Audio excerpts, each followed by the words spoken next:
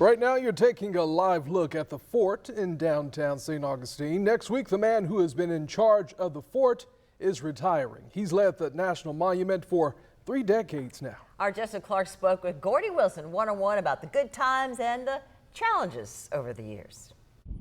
First time I came to the Castillo was in November of 1978. I'd never been to St. Augustine before. Came up and drove and saw the Castillo for the first time. I just thought, wow, right in the middle of downtown St. Augustine. Gordie Wilson had just landed a job as a park ranger at the fort in the 1970s. He also dressed as a reenactor. I fired cannons and muskets. He was at the fort for only 2 years, and then he was sent off to another site. 12 years later, in 1992, Wilson returned to the fort as the superintendent, the man in charge. And he's been in charge here as well as at Fort Matanzas in the southern part of St. Johns County for 33 years. A lot can happen in that time. Gordie has experienced at least 5 government shutdowns. He's taken 2 kings of Spain on tours of the fort. And then Hurricane Matthew in 2016 came. This headquarters building was flooded for the very first time. We were out of our building for 7 or 8 months. And Wilson says one of the biggest challenges that he faced in the last 3 decades here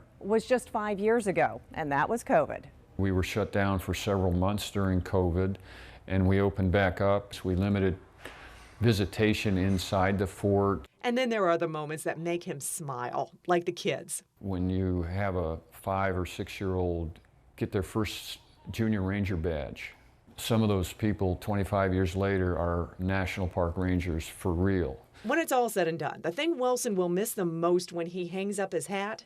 My team, the teamwork that we have built here. And then there's that 353-year-old fort itself. Just what that represents and its durability. Durability, serving for a long time, just like the superintendent has for 33 years. In St. Augustine, Jessica Clark, First Coast News on your side.